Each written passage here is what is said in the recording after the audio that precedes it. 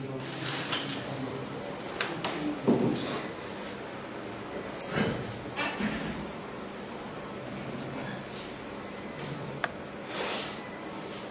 careful not to allow the chains of the mantika to drag into her eyes. So, and also, it's best if it as closely as possible follows the hairline. The ladies should be knowing something about this. Am I not correct? Right, yes. I need a small pin. There's a small pin to this.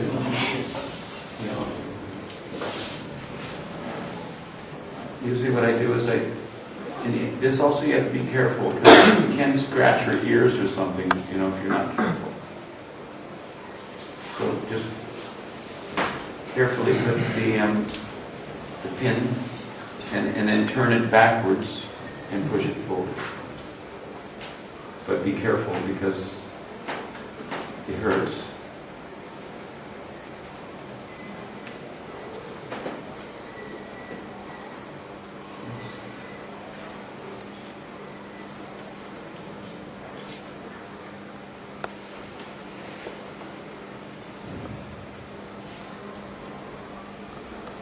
Turn it backwards and then forward? No, you put it into the hair and then push backwards. Kind of like catch the hair like that, so that it draws it tighter. Kind of like pulling it tight. A little leverage.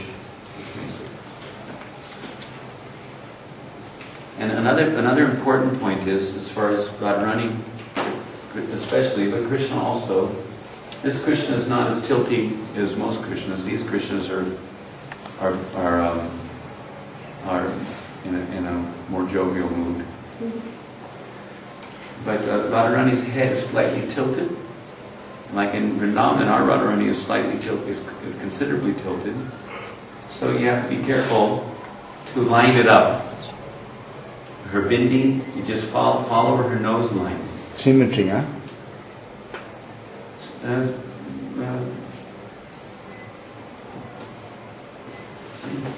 Follow the nose line up. The bindi should be following the nose line, and the tika should also be following the nose line, so that it's actually in the center. Many times I've seen devotees that they'll think that Radharani, I don't know what they're thinking, but they think, and they'll put so that it's as if her head is straight up and down. It looks ridiculous, totally ridiculous, like child business. So you don't want to do that. And it happens so often. I've seen it over the years. You got it? Okay, so this is looking a little. Is there a veil though? Was.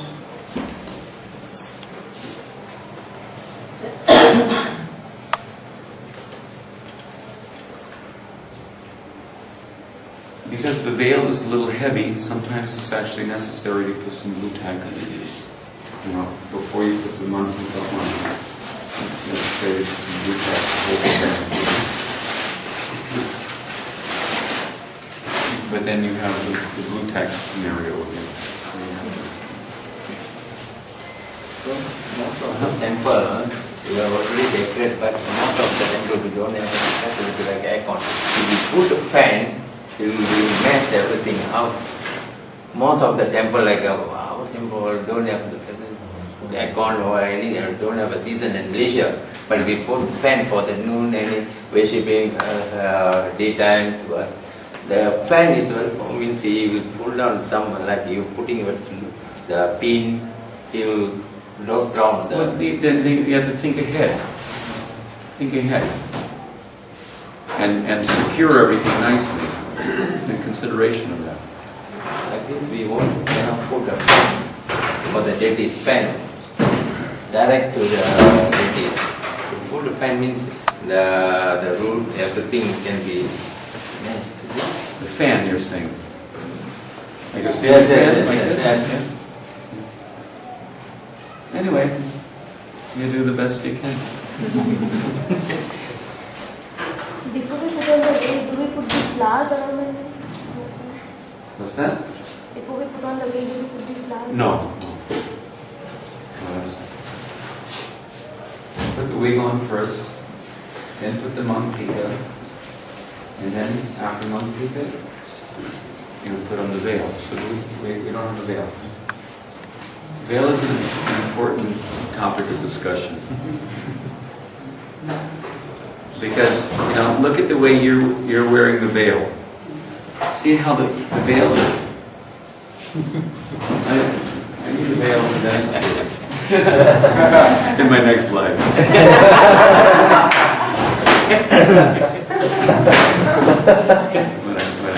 When I Krishna's mercy, Shiva Prabhu's mercy, maybe I'll go to the home Leelas of Krishna. At least if I die in Vrindavan, which I'm hoping. Whatever you do, don't drag me out of it. Can we use? No, the thing is, I need one that has, like, the way the deities are, there's a backing, and then there's the front design. So there's a few things that should be discussed concerning, how to actually put on the veil. Okay, let's see. This one does have a back and a front, okay? So, I see how they're doing it here in Mayapur, but I don't agree with it philosophically. No lady would put her veil on with the decorations on the inside. Isn't it? So, why would someone wear it like this so that when it's put out so you can see the nice cloth? There's other ways of showing the nice cloth. You see? So,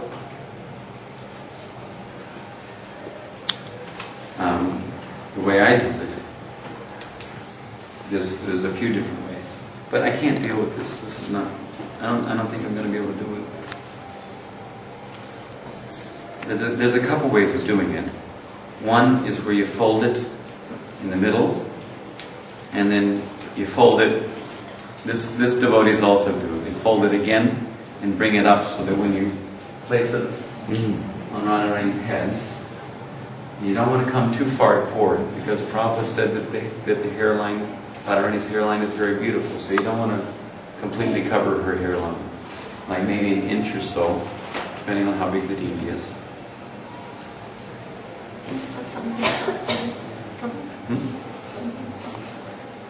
Where what? The veil of something.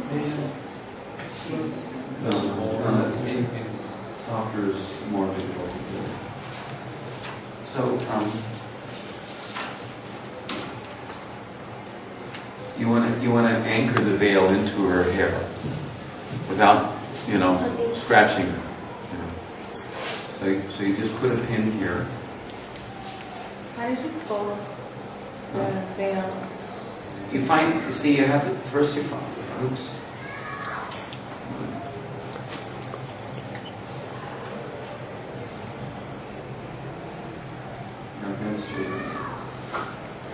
But this isn't the only way to do it. This is one way of doing it.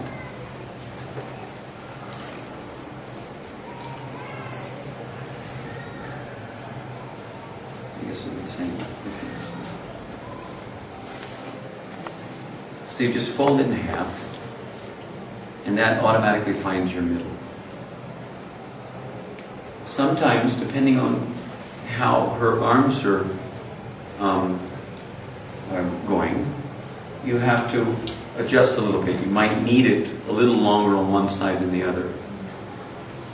But that's because, especially if you're going to bring it around front, many times if it's on this side will end up hanging down longer, and this side coming under her elbow will be forced by the elbow to be shorter, because it has to go kind of around.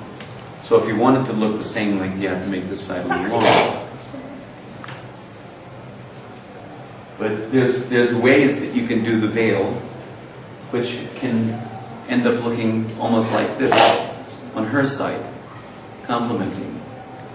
Hopefully we can arrange for a projector sometime in the next couple of days or so.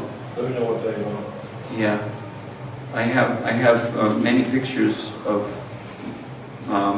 my dressing and Mukunda Dutt's dressing, the head Jerry there in Bali, and also Anada. Anada is getting very good. He's one of my, you could say, best students. He's doing really nicely. So there's when we see the photographs, then we can show different varieties of things. Right now, we're just going to give some kind of an idea, and then hopefully, if I don't ramble on too much, we'll have a little time for. But I was really hoping that Karma Chaitanya would be here to do the turban. You know, he should be doing the turban for you.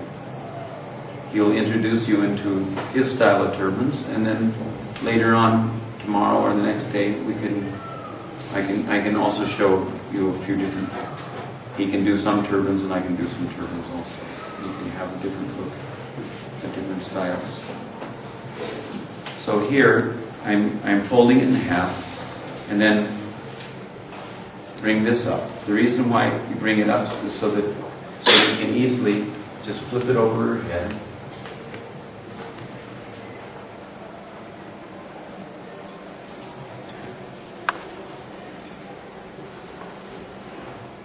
Pin it in place. And then, because you already have the middle, and it's right here, you see? You already have the middle. And one way of doing it that many devotees do, this is also a little artificial. The other way that I objected to earlier is kind of totally artificial. This is a little artificial too, but it does give you a chance to see the cloth also. So then this would come forward. It depends on which way you want to swing the garland and how much motion you want to. Sometimes you want to put the dress in front, but usually I like to put it forward like this a little, and then just like, see how I done with Shan? So we need another string here. We need two, maybe one string here. One more string. You can pull it out here from the middle. Maybe another string here. Maybe even another string over here. Sometimes, just to make her look like she's twirling around a little, like I'll have the dress coming like this, and then if the backdrop is close, I'll take advantage of the backdrop, although it kind of pins her up in the backdrop, but I'll take advantage of the backdrop and pin the dress back like one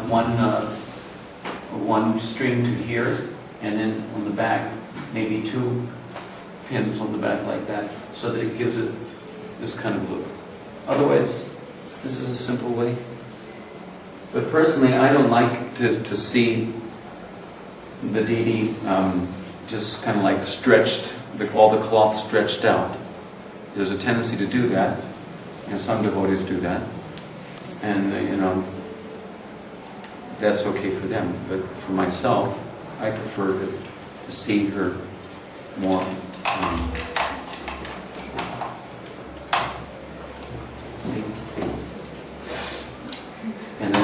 and then this, the veil can also come so that it's looking like it's rounded. It's going to be hard to do with this cloth. This is not. We can give you a little idea. One thing you don't want to do is you don't want to feel like this. Everything just hung up. And sometimes devotees who are obviously a little inexperienced. I mean, why would Radharani's be, hung up like that? cut a tree. You're gonna put that piece on now and do the hair later, or you're gonna first put the hair across rather than the shoulder if you're gonna do that? Yeah, that's a very good point. Thank you. You can actually, you don't have to put her hair in the front. It's not a rule that you have to put the hair in the front. But if you want to put the hair in the front, then it's usually better before you hang the veil. Even you can put the hair on first, but then because even if the braid that has the kuchi that has the color, like we have in Vrindavan, we have two. One kuchi, one color on one braid, and another kuchi on another color, another braid. So we can choose between. So then you just pull it, even though this is on her left side, I'm pulling it over to the right side. If you want to put it on the right side, or if the color that you want is on the left side, on the right side, and you want to put it over her left shoulder, like I was mentioning, then here is on the left side. You don't want the kuchi to go dragging all the way down to the ground.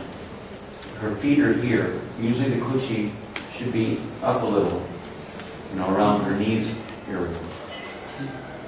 Not so far down. Radharani has a long braid, which is luxurious, but it is not so long.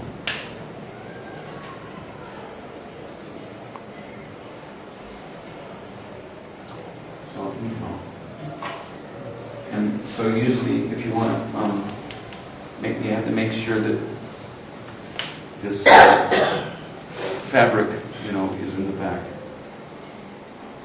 And in order to get it the length that you want, you may have to pin it to her shoulder. And pinning it to her shoulder means being very careful also.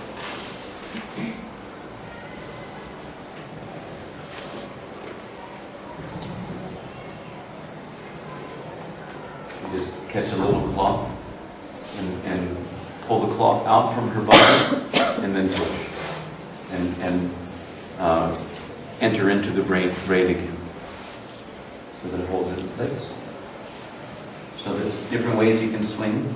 This is not put together very nicely. It should be even, or maybe one a little forward. It's certainly not like this.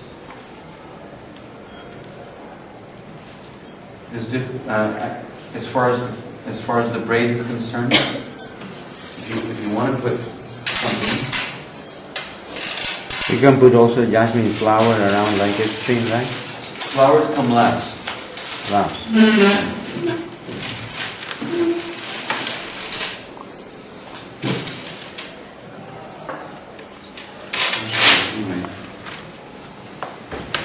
If you want to wrap any strands of pearls or whatever around, you have to start at the bottom. Because if you start at the top, either you run out too soon, or you have too much left over, and then what are you going to do with it? Usually we have, like, in Vrindavan we use clasp, like a hair clasp, So then I put starting from the back side. And if you're going to wrap something, like a flower garland or a strand of jewels, I do it this way so that the line which is generated is coming in this direction, not in that direction. Because the tendency is that this will lead you more to the center of the deity than this. This will have a tendency to lead your eyes away, whereas this will lead you into the deity.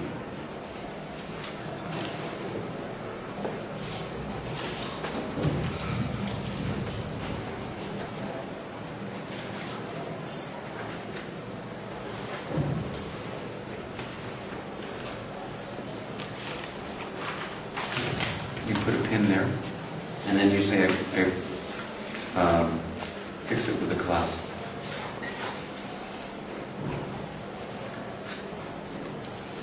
And then go either every other, see this braid, so every other one or every third one. that gives you a little space. Also, you can put flower garland around, or you can put some decorated flowers inside.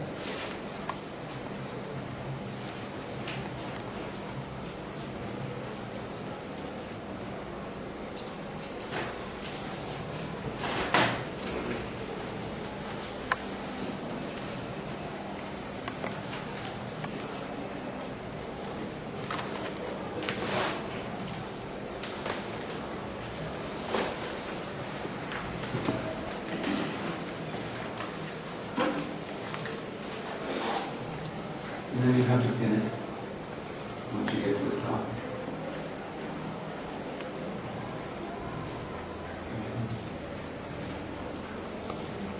So there's different things you can do with the braid also. What I like to do sometimes is I like to make it look like a snake, because in the description of how Rupa Goswami, remember how Rupa Goswami A cobra. when the crippled Vaishnava was coming along and Rupa Goswami was in his meditation, he was seeing Radharani looking like there's a description of how he's looking like a snake. Oh, what? Yeah, maybe I'm getting He the. was offended. Yeah, maybe it's a different story. I can't remember. It's slipping my mind. There's a description how he's looking like that. It was written by someone. Do you remember? Do you remember the story? No? Yeah, Rupa Goswami, when he showed the Bhagavad was thinking. It was looking like a snake, Yes. right? No, this was a different incident, I think. But he was saying, well, look out! There's a snake. You know.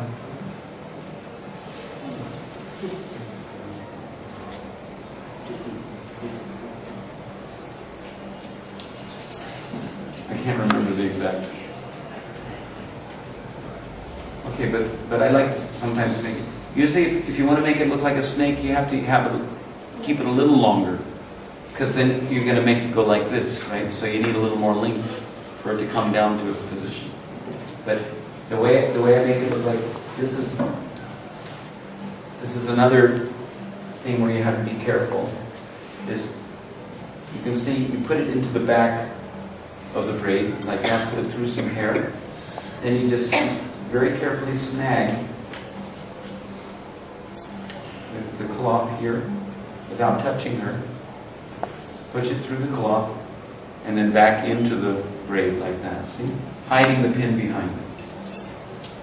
So that it can come over the garland even. And then back.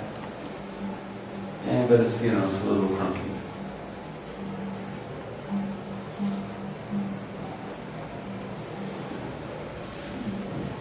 You want to put it back over this way and pin it here.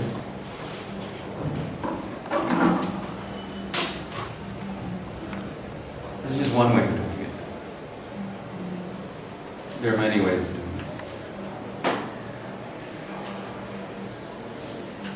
it. And then you can bring this over.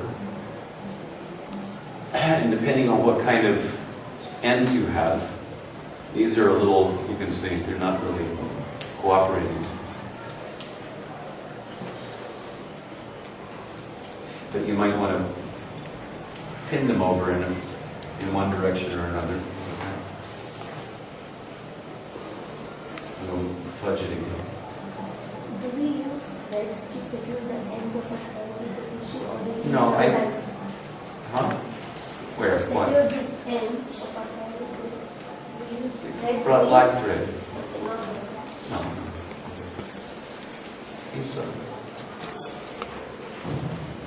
See, you can pin it in place. You usually have to pin all three.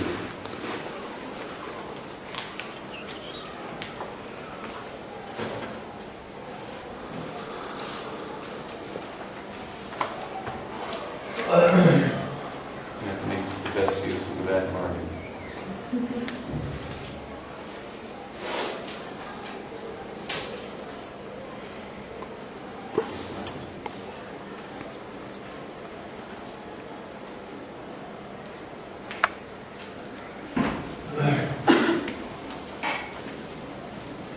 Oh yeah, one other instruction that I feel is important. You see that? Bent pins are no-no. Never, ever, ever put bent pins back into the pin cushion. Because the next pujari that comes along, he needs a pin, he pulls it out, and if it's a bent pin, he can hurt the deity. So you never put bent pins back in the pin cushion.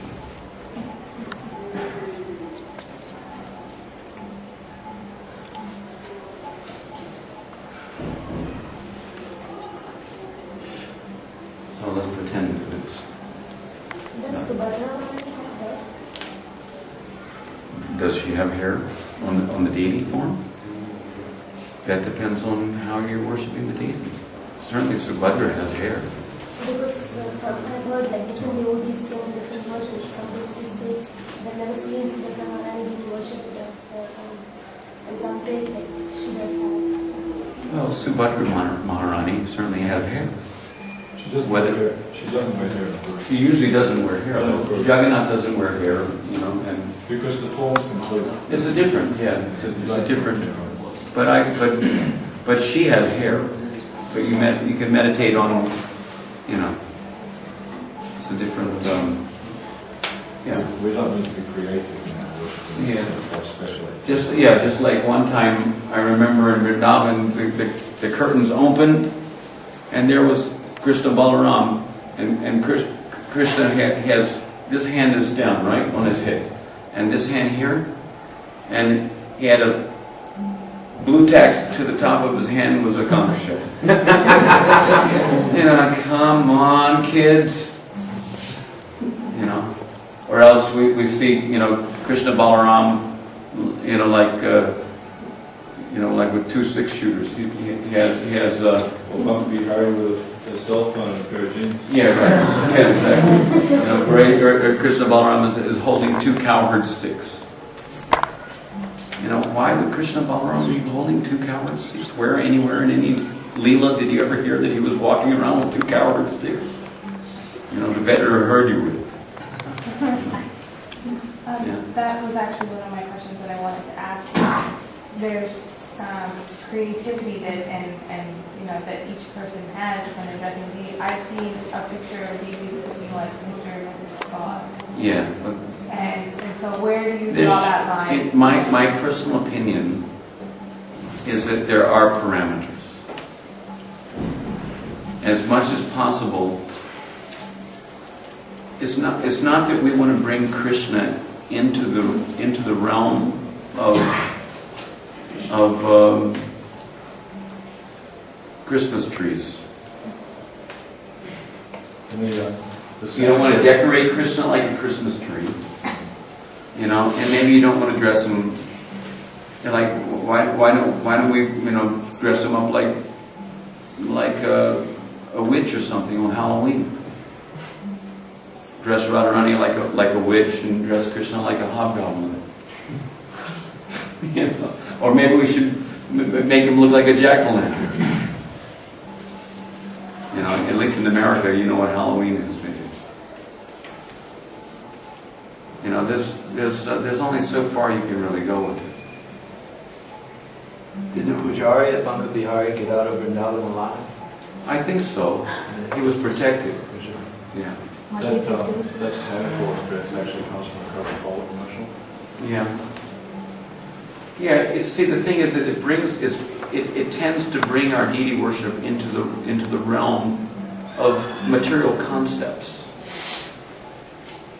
I mean, admittedly, there are various features about the worship which are, you know, I don't want to criticize anyone, but in my personal opinion, there are many gorgeous dresses that we could dress them with on if we have to think that Christmas Day is so important. I don't even know why we really have to think that Christmas Day isn't so important. It's just like sometimes devotees get all jacked up about New Year's. But, you know, the Gaudiya New Year is not, you know, the 1st of January, please. We make more of a hoopla about celebrating New Year and firecrackers and, you know, because it's changing, but that's a Christian, concept. Why do we have to integrate? It's just like we offer Krishna what he wants. What does he want? He wants Radharani. But aside from that, he likes rasgullas. Just like one time, Srila Prabhupada, just one incident, I remember Gaura Prabhu was the head cook in Chicago. And Gaura Prabhu told me this personally, that Prabhupada called him into the room. He had his secretary go down and fetch Gaura Prabhu. Called him into the room. Prabhupada had received the Maha plate from the deities. Sometimes Prabhupada would eat directly off the plate. You see, the deities plate. He said, I can do this, but you cannot. But there was, he noticed something about the offering that was not to his liking. And he questioned Gopati, what is this? He was tapping on this, what was the daily sweet, right? So then Gopati says, Srila Prabhupada, it's a carob covered peanut butter bar, Srila Prabhupada. Carob covered peanut butter bar. Carob covered peanut butter. You know how everyone likes, at least in America, carob covered or chocolate covered peanut butter, like these Reese's peanut butter cups that we used to get when we were kids. So carob covered peanut butter. So then Prabhupada chastised him, saying, don't offer your speculations to Krishna. He says, I've given you so many nice sweets, gulab jam, rasgulla, rasmalai, sweet balls. He was saying like this. But he says, carob is for hippies. Don't offer it to the deities. Even if it's not intoxicating, still. But see, this is the point I'm making here, is here's a situation where according to our material conceptions, we're thinking to offer something that we like to the deities. But the question is, does Krishna really enjoy being dressed up like Mr. and Mrs. Claus? Who's going to judge it? I guess the Guru will have to judge it. But if the Guru... One time in Los Angeles, when they had the small deities, devotees were making small chapatis and small samosas and all this type of stuff. And Prabhupada didn't appreciate this, they should make regular size. Yeah. They were making miniature for the miniature. But that's the thing, it's like if we speculate on the worship, this is incorrect. We should have followed according to Guru Sarva Shastra. So the Acharya explains very clearly what to do. He showed the devotees how to make chapatis, he showed them how to make samosas, etc. Yeah. So then we speculate, because Krishna's small, therefore we have to make small. But Krishna's not small. Krishna is completely know what he comes in. Yeah. So we don't need to put hair on shelves or hair on subhadra. As we've seen worship in Korea or other reputable temples, we follow that. Yeah, exactly. Yeah, Prabhupada was very much concerned about that. When he came to Mexico, he took the on the plane because the system would distribution that we say, this prasad is horrible. So did he was so warm.